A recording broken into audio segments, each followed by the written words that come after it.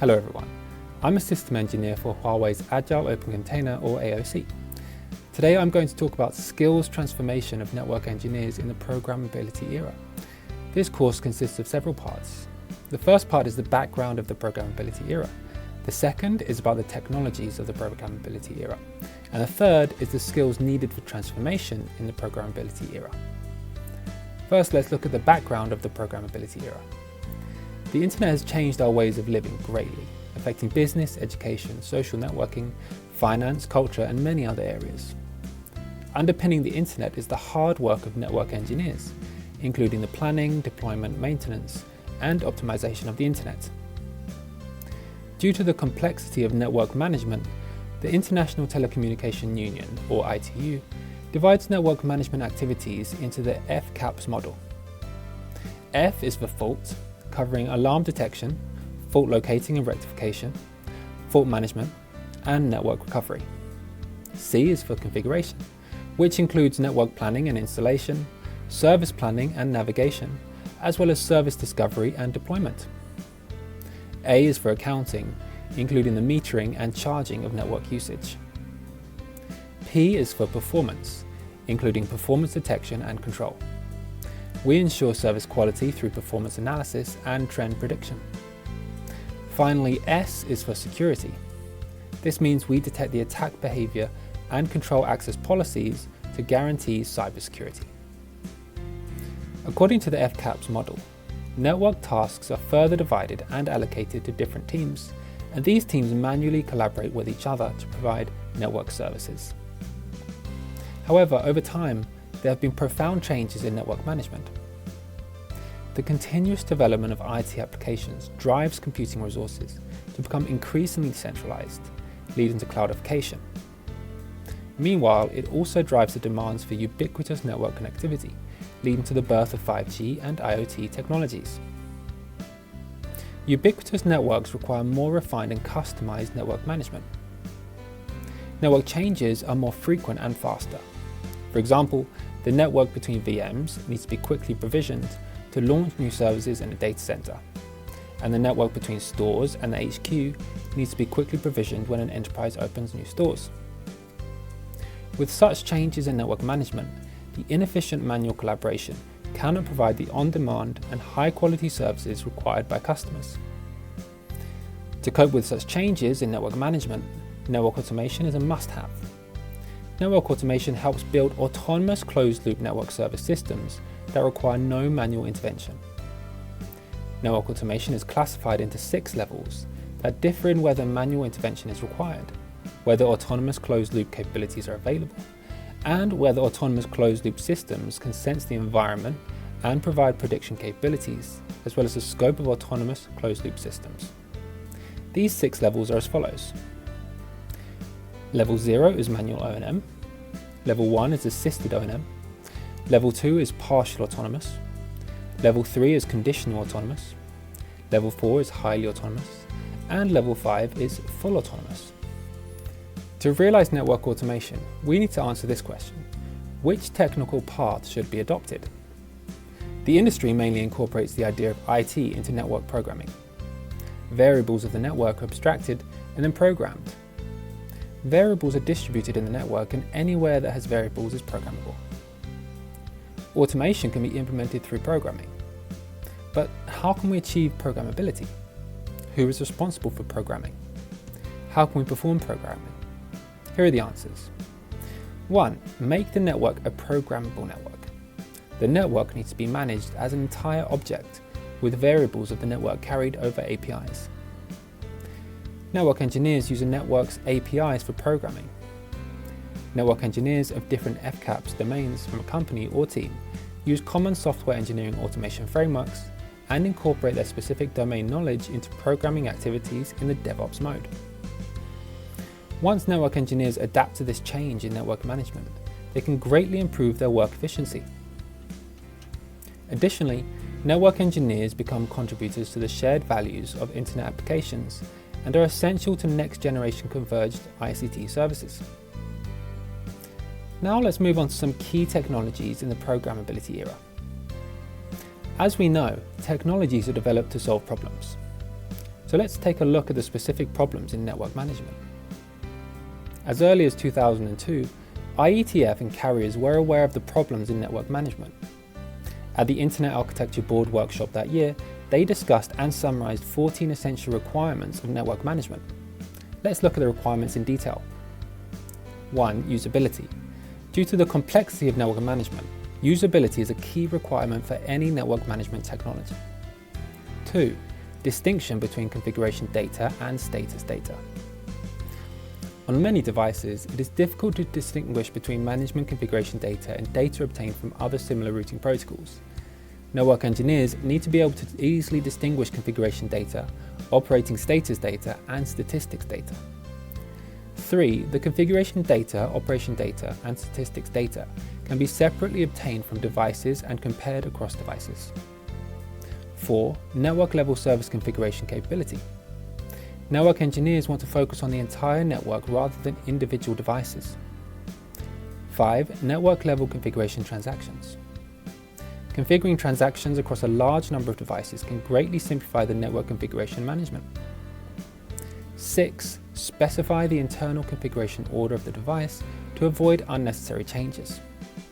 It is hoped that the necessary operations will be generated to change configuration A to configuration B, with minimum configuration changes in the network and system.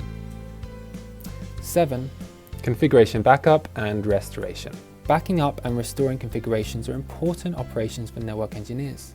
As such, the processes of pushing and pulling configurations from devices needs to be standardized. 8.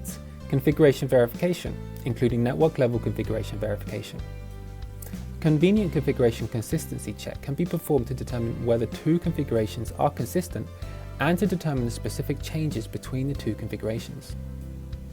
9. Standard data model, based on which data in an identifiable format is exported and pushed to devices. The network-level configuration needs to be stored in a central database and can be converted into a format that can be pushed to the device. That can be either CLI commands or a complete configuration file. However, there is no general-purpose database schema for network configurations. Network engineers hope that the common parts of network-level configuration database schemas can be abstracted, documented, and standardized. 10. Text-based configuration. The difference comparison and version management capabilities similar to those of version control system tools, such as RCS, CVS, need to be provided for network configurations.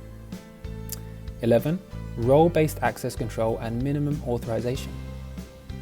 The granularity of access control for network objects needs to be associated with operational requirements.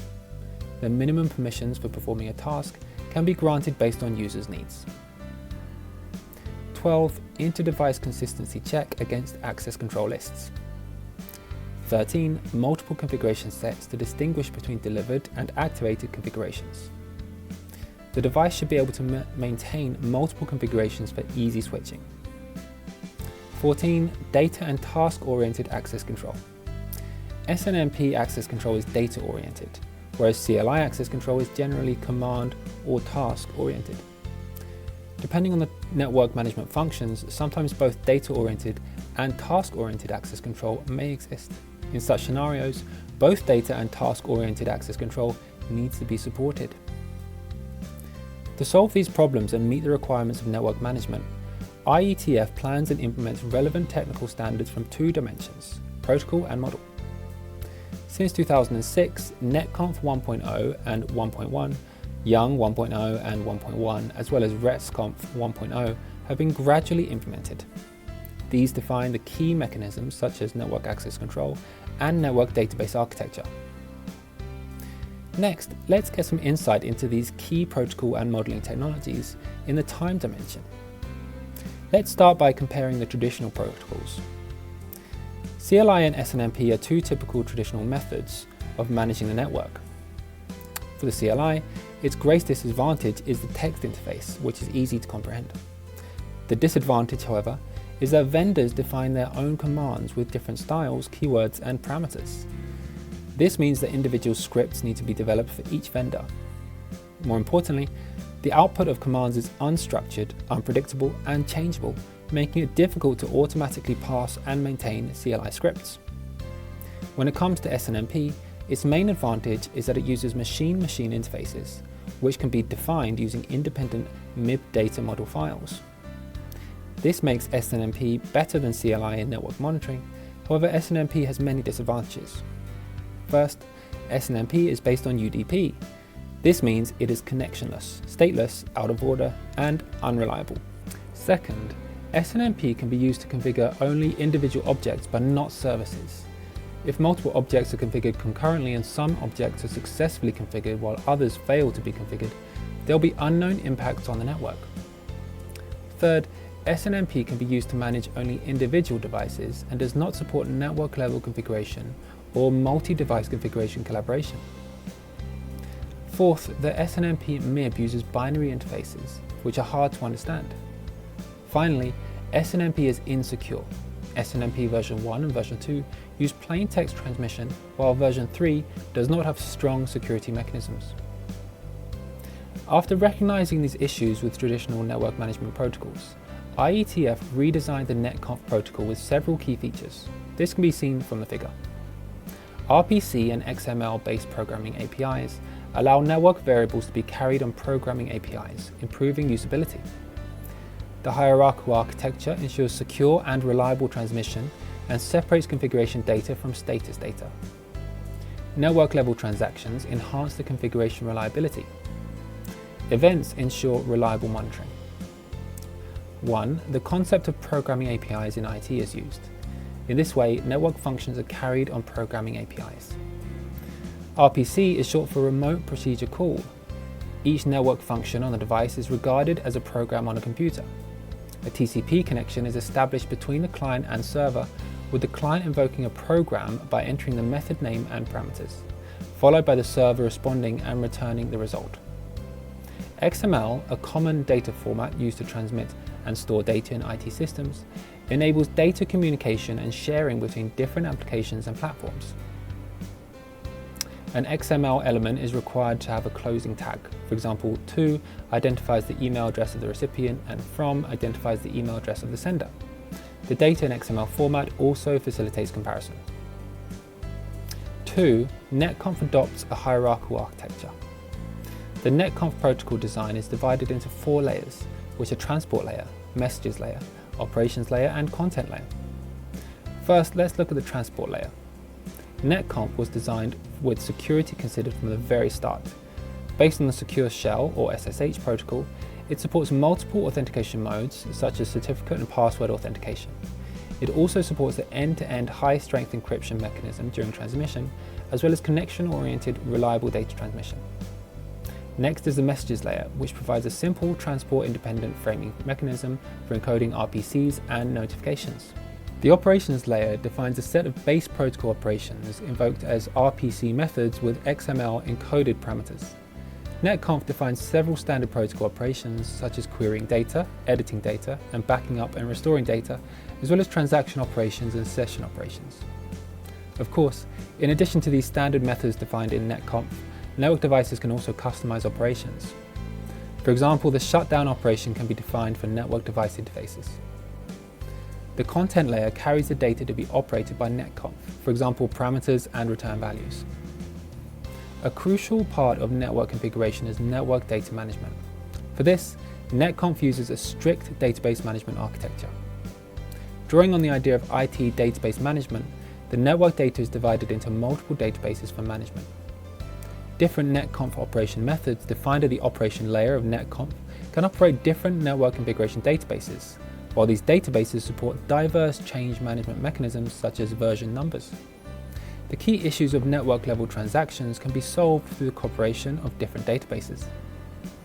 A transaction is a sequence of operations on a database. It is a logical unit in the database execution process. The transaction has 4 characteristics: atomicity, consistency, isolation, and durability, which are referred to as ACID. Let's look at the characteristics in detail. First, atomicity. Either all tasks within a transaction are performed or none of them are performed. This is the all or none principle. That is, configurations across multiple network devices either all succeed or are all rolled back, and configurations on a single device either all succeed or are all rolled back. Second, consistency. The transaction must meet all protocols or rules defined by the system at all times.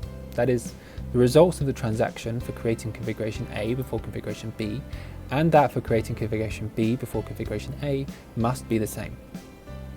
Third, isolation. Different transactions can be parallel and do not affect each other.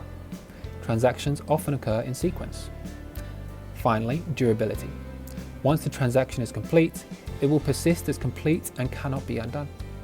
It will survive system failure, power loss, and other types of system breakdowns. Let's compare the configuration of devices using traditional CLI and SNMP versus that using netconf. Assuming that 3 devices on the network need to be configured, there is currently a flow of traffic from device A to device C, and we need to switch the traffic to the path from device A to device B, and then to device C. In the traditional mode, device A, device B, and device C need to be configured in sequence. When device A is configured, its running database is modified. As a result, the original network traffic from device A to device C is immediately affected. After that, the running database of device B is modified to divert traffic from device A to device B. Finally, the configuration of device C is modified to enable traffic to traverse device A, device B, and then device C. Regardless of the configuration, the running data of each device is directly modified in sequence, and so takes effect at different times on each device. As a result, traffic is interrupted for prolonged periods during traffic path switching. Also, if the configuration on device A succeeds but that on device B or device C fails, the configuration data on device A needs to be deleted, and it will take a relatively long time to restore the configuration on device A. When netconf is used, the candidate databases of device A, device B, and device C are configured, and their running databases are not modified. In this way, the network traffic will not be affected. If the candidate database is successfully configured for all 3 devices, there is a high possibility that all 3 devices will be successfully configured. In this case, you can deliver the operation of committing the candidate database configurations to the running database to the 3 devices, and the new configurations take effect on 3 devices simultaneously. If a failure occurs during the configuration of the candidate database for device B or device C, the candidate database configuration of device A can be cancelled. This greatly reduces the overall impact on the network. So, how do the candidate database and the running database work together to achieve transaction consistency within a single device? There are 7 steps for this. Step 1. Obtain device capabilities through netconf. Step 2. Lock the candidate database and clear the residual configuration data of the previous configuration in the candidate database. Step 3. Lock the running database. Step 4. Copy configuration of the running database to the candidate database. Step 5. Based on the editing data of the candidate database, modify the data of the candidate database and perform necessary data verification during editing. Step 6. Submit the edited and verified data to the running database.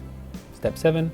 Unlock the candidate database and the running database. In this way, the configuration of the device is complete.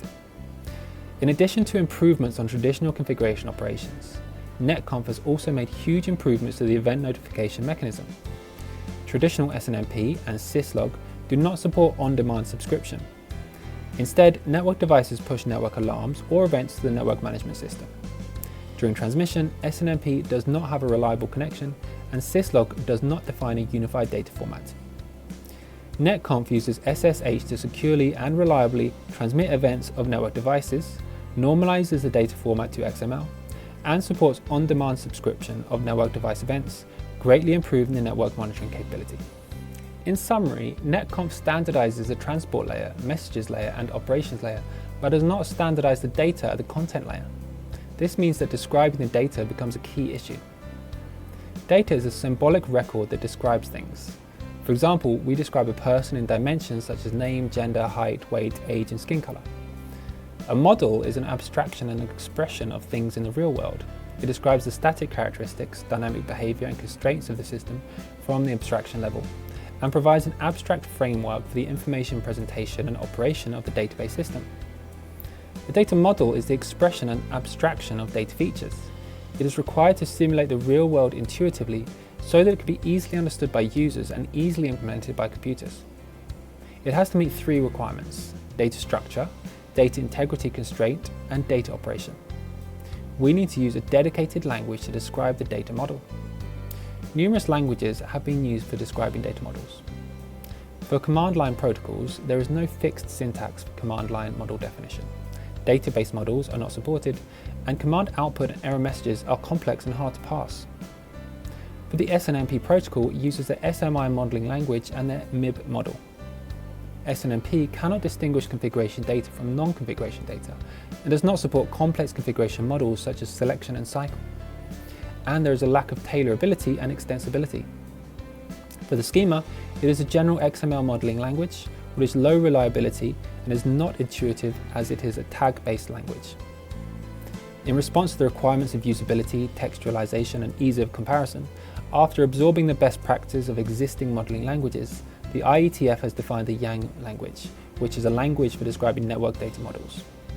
Yang is simple and easy to understand, with syntax keywords defined in common words. Just like other IT languages, braces or semicolons are used as syntax separators, while grammatical annotations and typography are also similar to those of other IT languages. 2. Yang uses a hierarchical structure, meaning that different statements can have different substatements.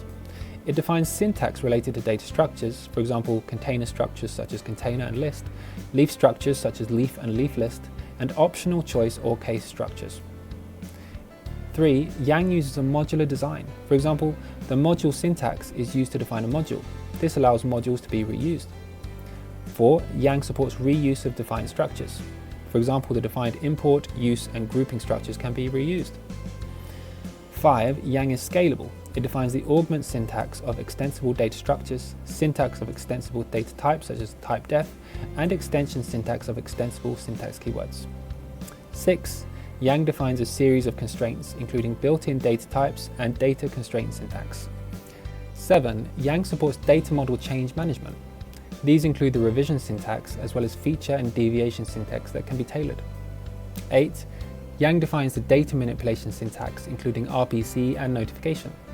Based on these, Yang meets the requirements of data model description languages in network management. The data at the content layer of netconf is carried in XML format and is described using the Yang model. What is the conversion relationship between Yang and XML? Let's say we want to describe multiple server addresses. The list is used to describe multiple servers.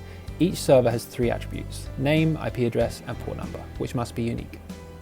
When we want to describe these 3 specific servers, fill in the fields with the corresponding values in the key value format. The values are then converted into XML data that can be transmitted according to the conversion rules of Yang and XML. In this case, the 3 servers are converted into 3 closed tags, each of which contains the name, IP address, and port. With the data model language, we can define varieties of data models. To implement role-based access control, IETF used the Yang modeling language to define network access control and divides network access control into users, user groups, rule groups, and rules. Rights to access network data objects are defined in rules such as permit and deny. The rules are then aggregated in the rule list to authorize users who are added into different user groups. Because of the importance of data models, many organizations are defining their own data models. Typical examples include commercial organizations such as Google-led OpenConfig, standards organizations including IETF, ITU, and MEF, as well as open source organizations such as OpenDaylight. With the development of web technologies, HTTP becomes the mainstream protocol for web applications on the internet. Against this backdrop, more and more network devices are using HTTP as the network management protocol. In addition to netconf, IETF designs RESTconf, which provides open interfaces for unified Yang-defined data models. RESTconf is short for REST configuration, in which REST refers to representational state transfer, an internet architecture style used for representing the state transfer of resources in a certain form on the network. It includes 3 elements: resource locator, transmitted resource, such as JSON and XML, received and returned by the web service, and resource operation, such as put, get, delete, and post, supported by the web service on the resource. RESTconf resources are the core of RESTconf operations. RESTconf divides resources into API resources, operation resources, and data resources. Operation resources mainly refer to RPC operations described in the Yang modeling language. Data resources can be further classified into 2 types: metadata resources, which is information about the Yang model itself, and service object resources. All data resources are also described in the Yang modeling language. For example, you can enter the URL in the example to obtain information about a certain interface of a RESTconf capable network device. Compared with netconf, RESTconf uses a TLS protocol at the transport layer, which is equivalent to SSH. The messages layer uses the standard HTTP message header and message format, which is equivalent to the message format defined in netconf. The operations layer uses the operation codes defined by HTTP, which correspond to operations defined in netconf. At the content layer, in addition to the XML format similar to that in netconf, RESTconf also supports the JSON format. However, due to its architecture style constraints, RESTconf does not define the transaction mechanisms or rollback mechanism. For systems that need to implement RESTconf, additional implementations need to be performed according to the specific situation. Now let's move on to the skills for transformation in the programmability era. In the previous chapter, we learned about the new basic network management technologies that are developed to transform the traditional network management mode. With these technologies, variables on the network can be abstracted to make the network programmable. So how can we utilize these technologies for programming and network automation? Where does a programming code run? Typically, infrastructure management systems for internet applications include centralized management systems and scattered devices. Devices can be computing, storage, or network communication devices of different types. A centralized management system contains subsystems for managing different types of devices, as well as subsystems at different levels in different fields. The figure shows the context of a typical network management system. The network management subsystem centrally manages network devices. It cooperates with the IT O&M subsystem to provide network services oriented to IT applications. Let's look at the interconnection mode between systems. 1. From the perspective of devices, all legacy devices support command lines. Some of them support netconf, while others support REST. In terms of development trends, most devices will support netconf, and the protocol will be converted to RESTconf for a few REST devices. It is not recommended that the IT O&M system connect to devices through HTTP. 2. The basic technology stacks of the IT O&M system and network management system are consistent. Theoretically, they can be gradually integrated based on cloud services. However, due to different application scenarios, different customers, and different organizations, they will remain separated for a long time into the future. For this reason, the IT O&M system interconnects with the network management system through HTTP, and the network management system interconnects with devices of multiple vendors, protocols, and models. In the existing programmable method of the infrastructure management system for internet applications, the provider of the network management system provides a predefined network interface, and IT engineers are responsible for programming. This is point 0 in the figure. The network management system provided by a vendor is often dedicated to network devices from the specific vendor. The network engineer is a user and operator of the network management system. As mentioned in the first chapter, the disadvantage is that the network management system is updated at a specific pace, for example, half a year. However, network engineers and IT engineers require faster service innovation. This is why the network management system needs to be upgraded to a programmable network platform. Based on the network programmable platform, quickly developing network functions at extremely low cost to meet application requirements is crucial in the network programmability era. Programming activities in the IT field have evolved into DevOps-based software development activities. Network programmability also complies with software development activity rules, including interface design, code development, construction, release, and deployment, as well as change management. The difference between the programming activities in the IT field lies in the application of techniques in the network management field, which are described in the previous chapter. The detailed activities are described as follows. Step 1. When designing the interface, define the Yang model according to the service objectives. During this period, you may need to refer to existing Yang model definition, search, compile, and archive the Yang model. Step 2. When developing the code, to develop the code for converting the service Yang model to the device Yang model, you can use Python in the IT field to write the control logic and use templates to write the conversion logic. After writing the code, you need to perform a local self-test and archive the code after the test is passed. Step 3. Build a software package that can be released and deployed. Finally, when service requirements change, manage changes to the service Yang model. Network engineers can quickly construct network functions that meet service requirements at a very low cost by mastering the necessary Yang syntax knowledge, basic programming language knowledge, programmable platform tool knowledge, as well as improving their own professional domain background knowledge. Without doubt, this requires an efficient programmable platform and toolchain behind. Huawei's AOC, short for Agile Open Container, is a network automation programmable subsystem in Huawei's Network Cloud Engine autonomous driving network solution. As a programmable platform, the AOC provides an efficient toolchain and a reliable code running platform. It provides core capabilities such as model-driven, server security assurance, simplicity and efficiency, as well as multi-vendor integration. We will delve deeper into the AOC in future courses. Well, that's all for this course. Thank you.